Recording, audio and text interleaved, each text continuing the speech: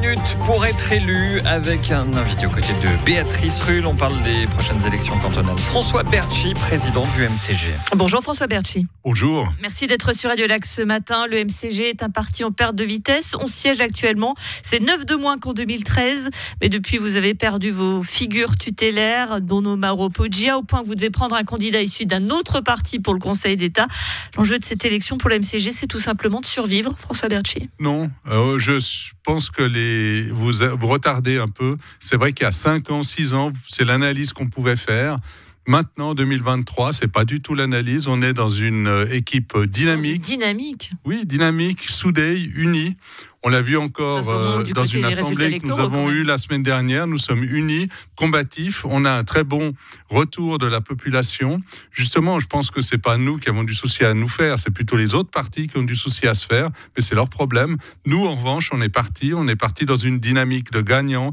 La dynamique de 2005, la dynamique de 2013, où on a réussi à avoir une vingtaine de députés. C'est vrai que notre objectif, c'est d'aller dans cette dynamique-là. On y va. On est vraiment sur le point d'y être.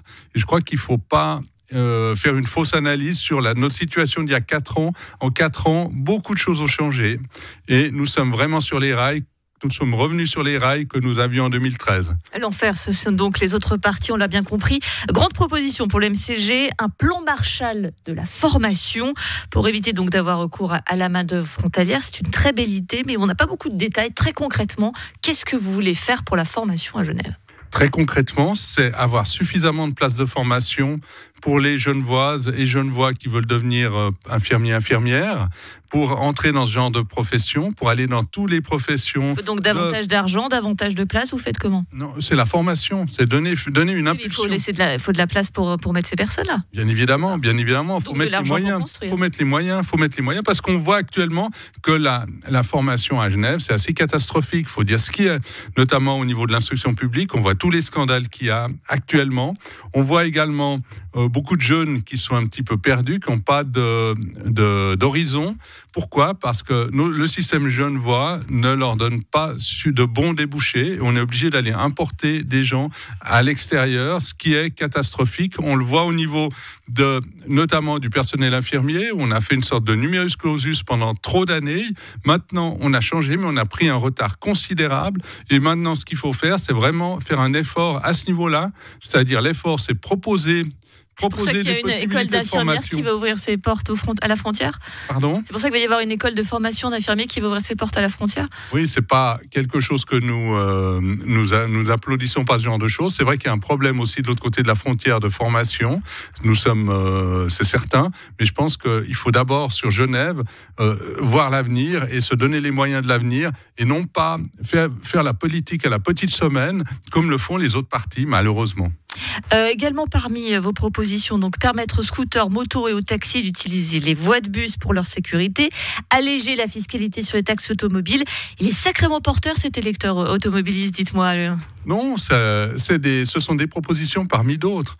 Nous en avons. J'en vois un peu moins pour les cyclistes quand même. Non, mais les cyclistes, on fait beaucoup pour les cyclistes. Nous voulons continuer à faire ça, mais il faut penser à tous les Genevois. Pas seulement, faut pas oublier les automobilistes qui sont actuellement. J'ai l'impression qu'on les prend comme des sortes de parias de notre société, et ça, c'est pas acceptable. Je crois qu'il y a une place pour tout le monde. D'ailleurs, très souvent, même les cyclistes sont automobilistes eux-mêmes. Même certains écolos vont se déplacer en bagnole, donc ils sont d'une hypocrisie totale, vraiment hypocrisie totale. Nous, ce que nous voulons, c'est améliorer les conditions de vie des Genevois. C'est pour ça que nous avons des propositions concrètes. Nous en avons beaucoup dans environ 11 domaines qu'on a déterminés, donc 11 domaines centraux. Ce sont les domaines qui sont importants pour la vie des Genevois. Alors, concernant la santé, lutter contre le coût de la santé dans les budgets, créer un système d'assurance maladie cantonale sous forme de caisse de compensation cantonale. Votre conseiller d'État était chargé de la santé. Pourquoi il n'a pas mis en place tout ça ? Non, parce que c'est de compétences cantonales et fédérales. D'ailleurs, il a fait une proposition en ce sens-là avec qui n'est pas applicable. Pardon ? Donc vous promettez quelque chose que vous ne pouvez pas appliquer, si je vous suis. Non, parce qu'il faut se battre. Genève doit continuer à se battre sur ça. Ça, c'est notre modèle. On a un programme. Donc ce programme, il doit être clair. Il doit être le modèle qu'avait Omaro Poggia, qu'il a développé, qu'on continue de développer. On ne lâche pas ce modèle-là. On veut juste maintenant, toute la difficulté, ça va être de continuer à convaincre. Vous allez le développer combien de temps? Parce que c'est bien développé, mais il faut le rendre concret quand même. Oui, non, mais ça, c'est une partie de notre programme. Nous n'avons pas que ça. Nous avons la complémentarité privée-publique.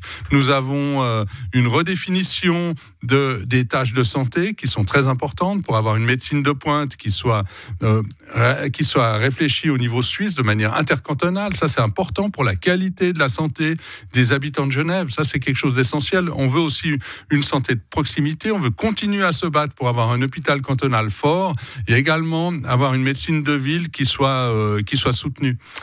Pour terminer, un mot des animations populaires ouvertes à tous afin de sortir de la morosité ambiante. Et alors là, le détail qui tue, roulement de tambour, le retour des fêtes de Genève, François Bertschy. Bien sûr. Vous nous faites rêver. Oui, parce que ça, c'était une grosse catastrophe des majorités en ville de Genève et aussi au niveau du canton. Alors comment on fait là? D'une goutte baguette magique, on va les retrouver? Comment on le finance? C'était ça le problème. Non, mais le financer, d'abord, il y a la taxe tourisme. On voit qu'elle ne sert plus à financer les fêtes de Genève. Et je suis sûr qu'on trouvera les moyens. Il suffit d'avoir un peu d'intelligence, d'avoir un peu de dynamisme. Il va falloir se mettre d'accord avec la ville quand même. C'est elle qui Oui, bien sûr. Mais la ville, il faut arrêter d'être des rabat-joie, des gens qui sont... Ils sont dans une sorte de puritanisme d'un autre siècle. Et c'est vrai que quand on les voit, ils veulent interdire la publicité, interdire les fêtes de Genève. Ils veulent tout interdire dans cette ville de Genève. Donc je ne crois pas que c'est ce qu'attendent les Genevois et les Genevoises. Et il est interdit d'interdire, François Bertschy, c'est ce qu'on disait, le président du MCG.